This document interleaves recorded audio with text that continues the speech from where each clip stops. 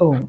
आइए प्रातःकालीन वेला में परमपिता परमेश्वर को श्रद्धा और समर्पण के साथ स्मरण करें, नमन करें।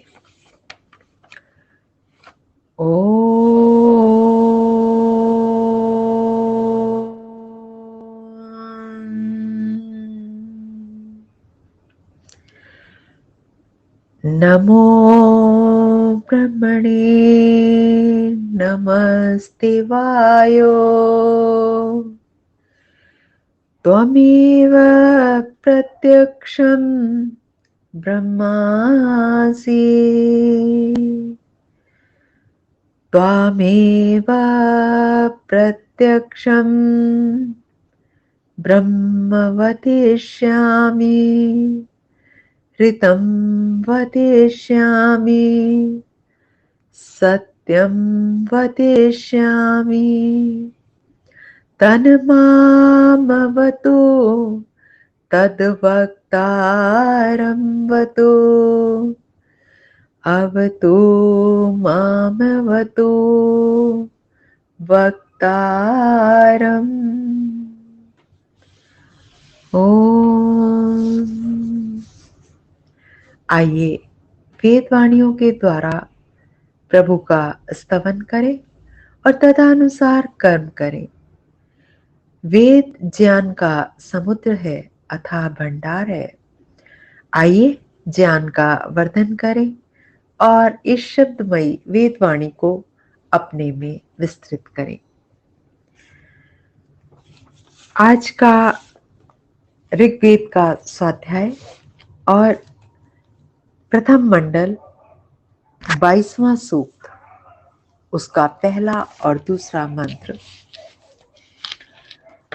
मंत्र को शीर्षक दिया है पंडित हरिशरण विद्या सिद्धांत अलंकार जी ने, प्राण अपान का विबोधन।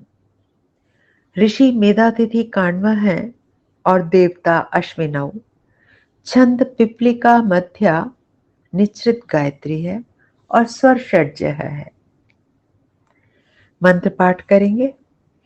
ओम प्रातर्युजावि बोधयाविष याश विनावेह गच्छताम् अस्य सोमस्य पीतये अस्य सोमस्य पीतये।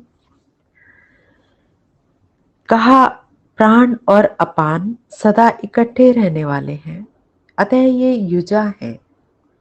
शरीर में इनका कार्य सदा सम्मिलित रूप से चलता है। प्राण ठीक न हो तो अपान भी दूषित हो जाता है और अपान के कार्य ठीक न होने पर प्राण में कमी आ जाती है। ये प्राण अपान वैसे तो सदा जागृत रहते हैं, कभी सोते नहीं हैं। जब गर्भ में शिशु आता है तब से प्राण की प्रक्रिया आरंभ हो जाती है और मृत्यु पर्यंत ये चलते रहते हैं। शेष इंद्रियां, शरीर, ये तो सो जाते हैं, विश्राम करते हैं, लेकिन प्राण कभी नहीं सोते। तो कहा, ये प्राण वैसे तो सदा जागृत रहते हैं, हमारे सो जाने पर भी इनका कार्य चलता ही रहता है। परंतु प्रभु कहते हैं, परमपिता परमेश्वर कह रहे हैं, प्रातः सवेरे सवेरे ही अश्विनौ, इन प्राण अपानों को, जो कि युजा मिलकर कार्य करते हैं, विबोधया जागृत कर, इनको विशिष्ट कार्यों में लगाने वाला बन। उठते ही हम उत्तम कार्यों में प्रवृत्त हो जाएं, लग जाएं।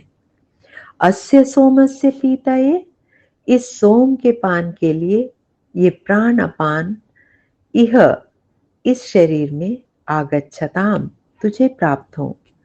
अर्थात प्राण साधना के द्वारा तू इस सोम को, सोम कहते हैं शक्ति को, शरीर की शक्ति को, इस सोम को ऊर्ध्व गति करने वाला बन।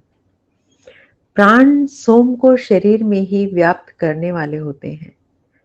प्राणों से ही शक्ति का वर्धन होता है। इसी से तो ये प्राण बलवर्धक होते हैं और ज्ञानाग्नि को दीप्त करते हैं। भावार्थ, प्राणापान से ही शरीर में सब क्रियाएं होती हैं और सोम की ऊर्ध्व गति होकर शरीर में उसका व्यापन होता है। प्राण साधना का लाभ दूसरा मंत्र हमें ये बताएगा। मंत्र पाठ करेंगे। ओम या सुरथा रथी तमोभा देवा दिवे स्पृशा अश्विनाता हवामहे अश्विनाता हवामहे। अभी इससे पूर्व जो मंत्र हमने देखा, गत मंत्र के अनुसार प्राणापान की साधना से सोम का शरीर में ही व्यापन होता है। शरीर में सोम के व्यापन से शरीर सब रोगों से रहित हो जाता है, इंद्रियां निर्दोष हो जाती हैं, मन दिव्य भावनाओं से भर जाता है और ज्ञान ज्योति चमक उठती है। एक माथे पर जो चमक आ जाती है उसकी बात हो रही है। अतः कहते हैं कि या उभा, प्राण अपान ये दोनों सुरथा उत्तम शरीर रूप रथ वाले हैं, अर्थात जिससे रथ सब प्रकार के रोग रूप टूट फूट से रहित हो जाता है। प्राण शक्ति के साथ रोगों का निवास नहीं होता। प्राण शक्ति की न्यूनता से ही रोग आक्रमण करते हैं।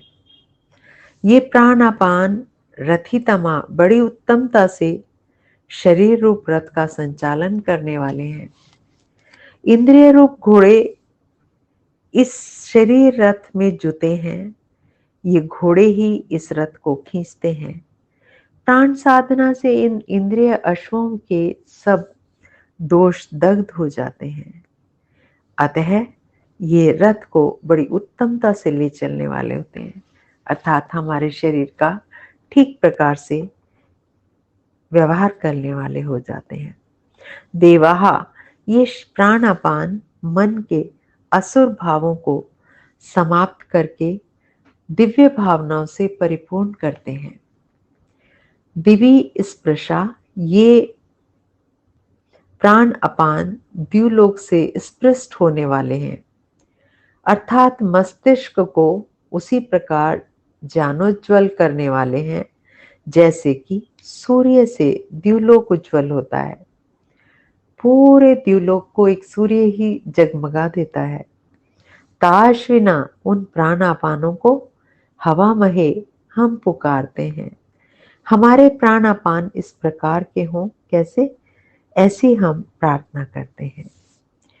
भावार्थ, प्राण साधना से शरीर निरोग होता है, इंद्रियां निर्दोष बनती हैं, मन दिव्य भावनाओं से भर जाता है, मस्तिष्क प्रकाश का स्पर्श करने वाला होता है। ऐसा लाभ होता है प्राण और अपान का। आज के मंत्रों का यही संदेश, यही उपदेश, इसको अपने जीवन में उतारें। प्राण साधना पूरी तरह से करें, श्रद्धा पूर्वक करें, शरीर को निरोग रखें और मस्तिष्क को दिव्य और हृदय को दिव्य भावनाओं से भर लें। ओम इति शम। नमस्ते जी, धन्यवाद।